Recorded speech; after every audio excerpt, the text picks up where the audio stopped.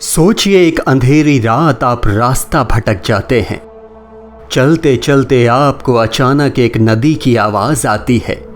आप रुकते हैं और अपने आसपास नज़र दौड़ाते हैं।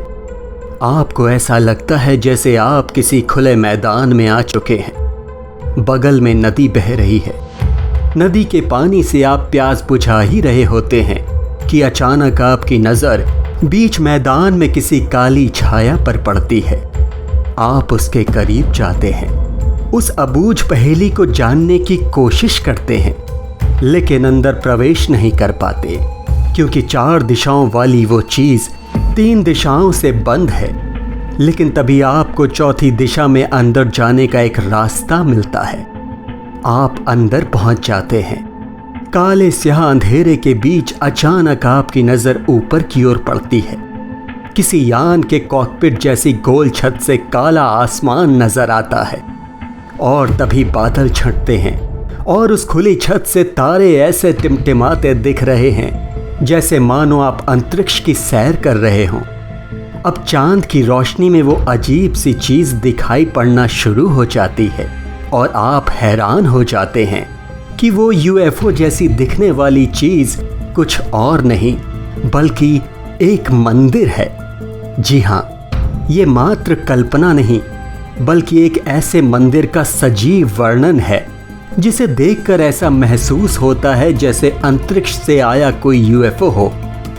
रहस्यों से भरा ये मंदिर स्थित है लासूर अमरावती में, जिसका नाम है आनंदेश्वर शिव मंदिर।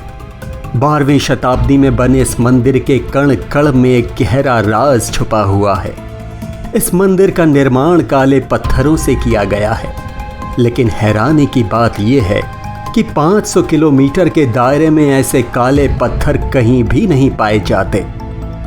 मोर्टार के प्रयोग के बिना इन काले पत्थरों को चूने की मदद से इस तरह से एक दूसरे से जोड़ा गया है जैसे कोई इंटरलॉक प्रणाली इन बड़े और अलग अलग आकार के पत्थरों को मजबूती से बांधे रखती हो।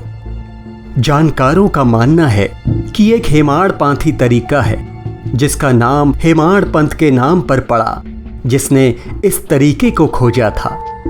लेकिन इस मंदिर को बनाने का जितना ये तरीका नायाब है, उससे भी नायाब है इस मंदिर की बनावट। जमीन से देखने पर कभी भी आप ऐसे किसी मंदिर की कल्पना कर ही नहीं सकते। ना कोई गुंबद, ना ही कोई पताका।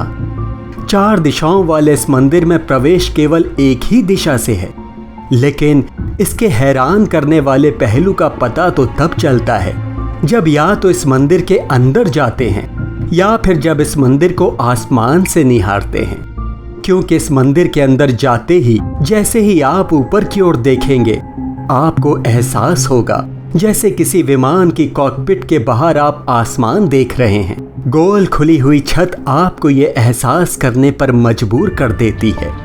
यह मंदिर कम और काले पत्थरों का बना यूएफओ ज्यादा लगता है। इसके मंदिर होने का एहसास तब होता है जब इसकी दीवारों पर देवी देवताओं की बड़ी खूबसूरती से उकेरे गए चित्र नजर आते हैं। लेकिन रहस्य इसमें भी है, क्योंकि देवी देवताओं के अलावा दीवारों पर यक्ष और अप्सराओं और साथ ही साथ साधुओं के चित्र भी बने हुए हैं। किसी मंदिर में यक्ष और अप्सराओं के भी चित्र होना एक रहस्यमयी पहेली को जन्म देता है कि आखिर इस मंदिर का निर्माण देवगिरी के राजा रामचंद्र ने क्या सोचकर किया था, और इस मंदिर की छत को खुला छोड़ने के पीछे आखिर राज क्या था। क्या नदी के किनारे खुले मैदान में उतरे किसी दूसरी दुनिया के विमान की परिकल्पना को मूर्त रूप देने का कोई इरादा था, या फिर बिना किसी कारण के इस तरह का अलौकिक निर्माण कर दिया गया? ये कोई नहीं जानता।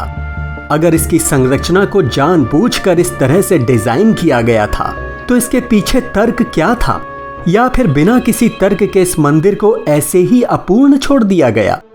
ये ऐसे कुछ सवाल हैं जो इस मंदिर को देखने वाले हर एक शख्स के जहन में पैदा होते हैं, उसे कचोटते हैं। लेकिन ये राज बस राज ही हैं जिनसे पर्दा उठना नामुमकिन सा लगता है। मंदिर में 3 पवित्र स्थान हैं, परंतु मंदिर के अंदर प्रवेश एकमात्र और चौथी दिशा से ही होता है, जहां बाहर की ओर खड़े हैं द्वारपाल और यहाँ से प्रवेश करने पर आप सीधे पहुँचते हैं सभा मंडप में, जिसे स्वर्ग मंडप भी कहा जाता है। और इसी स्वर्ग मंडप के ठीक ऊपर है गोल आकार की वो खुली छत, जो अद्भुत है, अलौकिक है।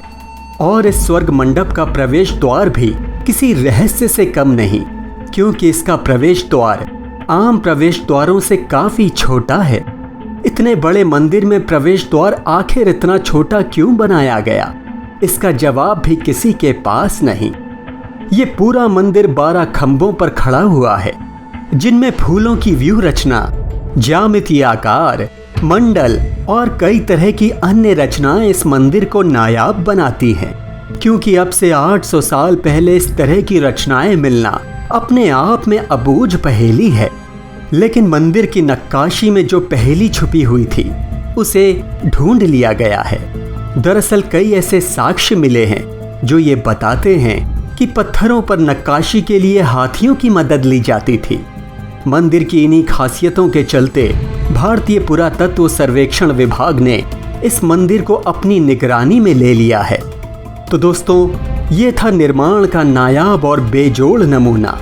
और इस अद्भुत मंदिर को देखकर आपको क्या महसूस हुआ, हमें ज़रूर बताइएगा। और अगर आप में से किसी ने आनंदेश्वर मंदिर के दर्शन किए हैं तो अपने अनुभव हमारे साथ साझा ज़रूर कीजिएगा। और ये ज़रूर बताइएगा कि आपको आज का वीडियो कैसा लगा। अच्छा लगा तो वीडियो को लाइक, शेयर और चैनल को सब्सक्राइब ज़रूर कीजिएगा। जय शिव शंकर।